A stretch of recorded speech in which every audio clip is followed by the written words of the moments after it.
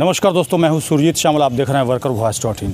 दोस्तों, आप में से जिन लोगों का भी सहारा इंडिया के अंदर पैसा फंसा हुआ है, काफ़ी लंबे अरसे से अपने पैसे को पाने का इंतजार कर रहे हैं, और इसी कड़ी में हमारे साथ पप्पू भाई हैं जो अपना मेहनत का कमाई सहारा के अंदर लगाते हैं और पैसा इनका फंस जाता है।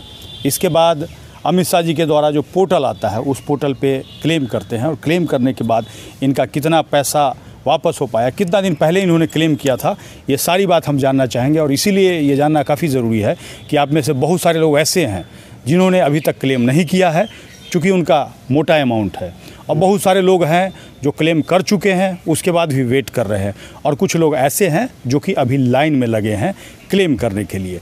तो इस वीडियो को देखने के बाद आपको हकीकत पता चल पाएगा कि जो लोग क्लेम नहीं किए हैं वो पछता रहे हैं, सही पछता रहे हैं, गलत पछता रहे हैं।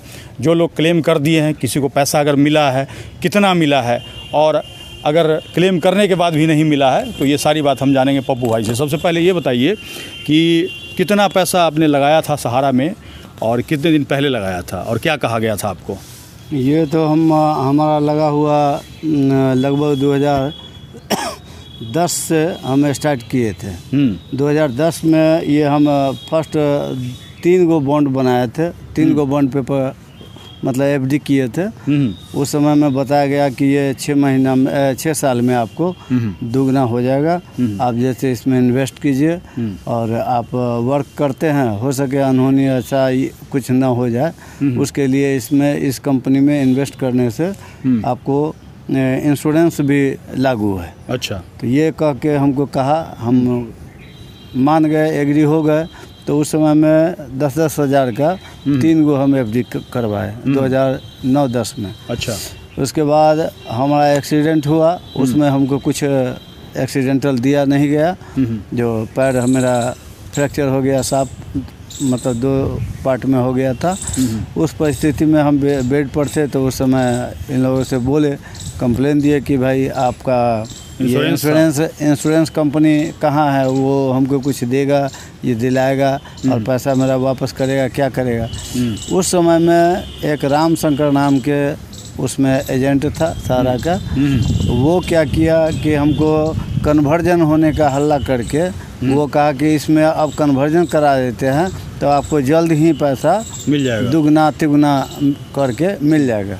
वो फिर हमको 2016 में वो कन्वर्जन कर दिया। ठीक है। 2016 में किया और कहा कि 6 साल और वेट कीजिए। ऐसे करके तो हम पैर से चल नहीं रहे थे। उस परिस्थिति में वो जैसे बताया हम वैसे साइन केबल कर दिए।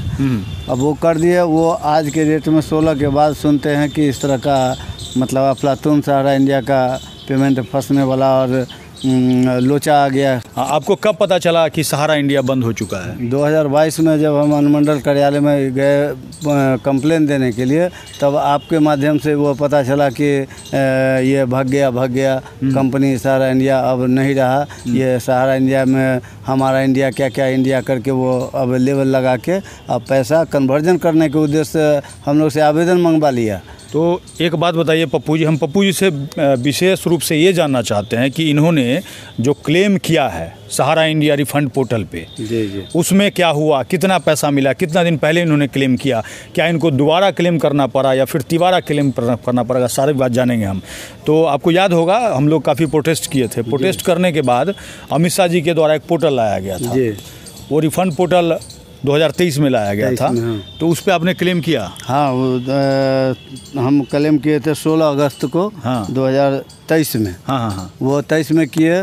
उसको महीना 1.5 महीना तक हम वेट किए। महीना 1.5 महीना के बाद जाके उसको वो कैंसिल कर दिया, रिजेक्ट कर दिया। अच्छा। तब फिर इसके तब उसके कार्यालय में सहारा इंडिया पटोरी में जो ब्रांच है, उस ब्रांच में गए और फिर से वो वहाँ जांच करवाए, तो कहा कि ये रिजेक्ट हो चुका है।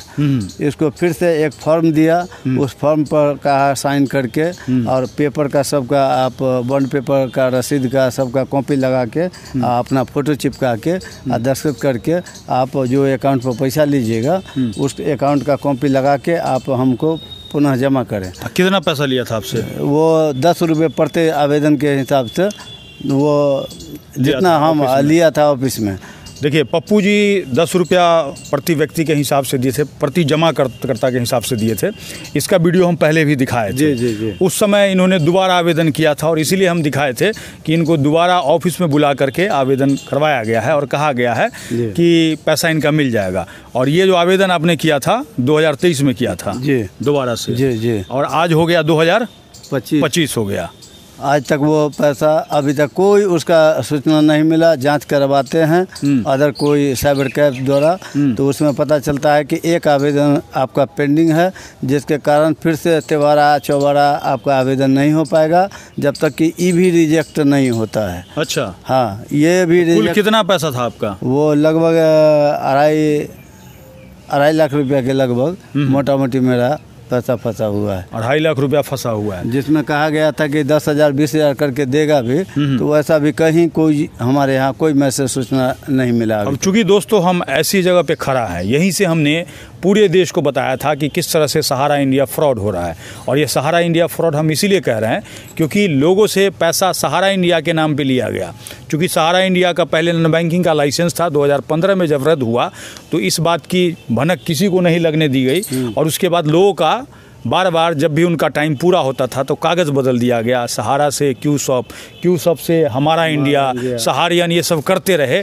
और 2022 फरवरी में हमने पूरे देश को बताया, पूरे देश में इसका मैसेज गया, मजबूती से हमने इस मांग को रखा सरकार के सामने। लोगों ने पैसा जमा करना बंद किया, जिसमें कि एक पप्पू जी भी थे। उसके बाद पोर्टल आया, पोर्टल पे हमने हालांकि मना किया था लोगों को क्लेम नहीं करने के लिए, क्योंकि उसका नोटिफिकेशन ही जारी नहीं हुआ है। 10,000 रुपया अभी देंगे, बाकी पैसा कब देंगे। लेकिन फिर भी बहुत सारे लोगों ने उस पर आवेदन कर दिया। अगर आप जाकर के पीछे हमारा वीडियो देखिएगा तो स्पष्ट हो जाएगा। पप्पू जी ने भी आवेदन किया, दोबारा इनको लगा कि हम आवेदन करेंगे तो हो सकता है हमें मिल जाए, क्योंकि बताया गया दोबारा में पैसा मिल जाएगा। क्योंकि इनका 1.5 लाख रुपया था।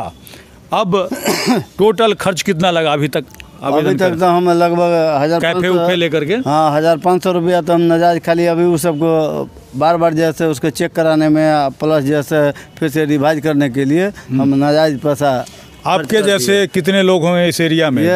हमारे जानकारी में हम 25-30 गो आवेदन, हम उसको 10 रुपये 5 रुपये करके उनके ऑफिस में, जो लोग जानता था, हमें पब्लिक फील्ड में बहुत अच्छा स्कोप है, और वो लोग हमें आवेदन दे करके कि पप्पू जी आप ही जा करके हमारा भी आवेदन। एजेंट तो नहीं है अपना? नहीं जमा करता है। हाँ, तो वो आप ही जा करके हमारा भी, जैसे आप अपना वाला भर के दिए हैं वैसे आप भी भर के हमारा जैसे जमा करवा दीजिए। तो हम ही जा करके खुद उसमें जमा किया। जो एक छोटू नाम का उसमें मैनेजर है, क्या है पता नहीं, वो तो अपना परिचय देता नहीं है। सोचे कहता है कि आपको क्या मतलब है, आप काम करवाइए, आप दीजिए पैसा। 25 आदमी में कितना आदमी का पैसा आया? वो एको का नहीं आया। अब ये देखिए, एक इसीलिए इनसे हम मिलवाए हैं चूँकि काफ़ी लोगों का इन्होंने आवेदन करवाया है।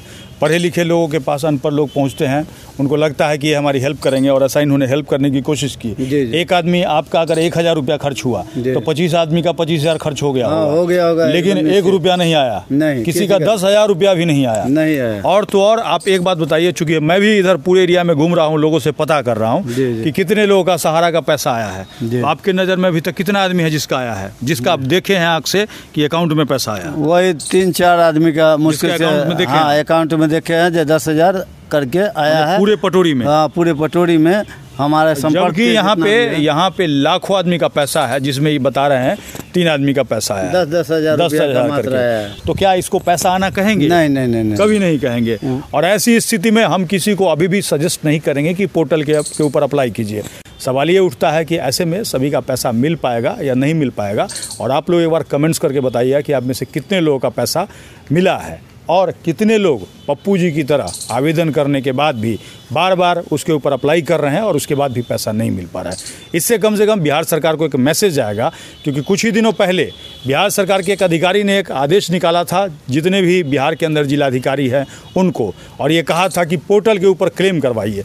जबकि बिहार सरकार चाहे तो BPID एक्ट के तहत आप लोगों का पैसा वापस करा सकती है। केवल बिहार सरकार ही नहीं, बल्कि अलग अलग स्टेट का जो सरकार है उसके पास भी PID एक्ट है, जबकि वो ऐसा नहीं कर रहे हैं। तो ऐसे में आपका पैसा कैसे मिल पाएगा, ये बहुत बड़ा सवाल है। लेकिन बिहार के अंदर अभी विधानसभा चुनाव है, जिसमें इस मुद्दे को मजबूती से उठाने की ज़रूरत है। अगर आप लोग साथ देंगे तो हम कोशिश करेंगे इस बात को उठाएं और आप लोग का पैसा मिलने का कुछ रास्ता खुले।